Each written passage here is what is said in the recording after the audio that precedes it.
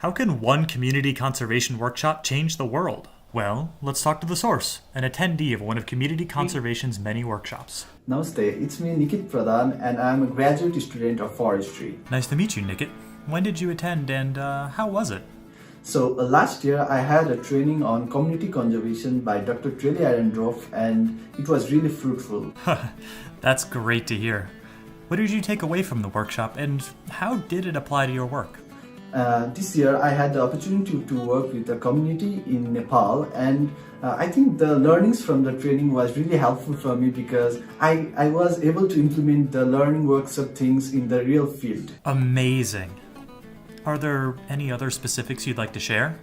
I had the opportunity to work with the community of the Taudaha Lake, which is in Kathmandu Valley, and I did some kind of project on co-creating and sustainable regeneration with the community. So I worked with the community for a year and it was really hard to collaborate with the community because we need to align with our goals, and what was basically the main aim was that what they wanted to do with their Taudaha Lake rather than what we wanted to do. Oh man, that sounds difficult. So what did you do to align conservation with the community? So as Treli had suggested us to identify what the values of the community were, we identified their values by doing some programs which included appreciative planning with them, and also we did resource mapping, and that helped identify us that they wanted more environmental values like bequest values, and that has really helped us to plan the project. And they wanted something for the bird conservation during the migration in the Taudaha Lake, and another one was for the filtration of the water in the Taudaha Lake as it isn't quite much running. How did that alter the implementation of your conservation project? So in that way we had the opportunity to work with the community, and by knowing their values and what they wanted and to make it more sustainable, we handed over them to what to do, and they collaborated with us to make the floating raft, and we implemented it in the lake. Very cool. That seems like a much better approach than other, older styles of conservation which wouldn't necessarily take the community into account. How do you think it worked out in the end? And I think the community are more satisfied with it, and in future they are planning to build more raft with us. Awesome.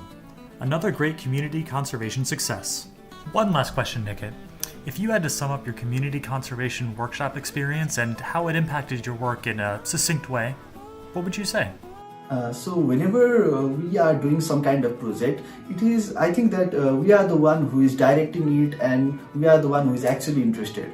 But after the community conservation workshop, I was aware that it is not actually us. It is the community who needs to be aware and motivated to do the project, and it could be self-sustaining if they are doing it. So whenever I did any project after the workshop, I was always there asking myself, is it the community who really wanted to do it? And after that, I always involve the community and ask them what they wanted and what their actual need is, not that I was the one who is flowing the project. That's very insightful, Nikit. I think there's a lot we could all take away from that. Anything else you'd like to end on? And I think we'll take a break.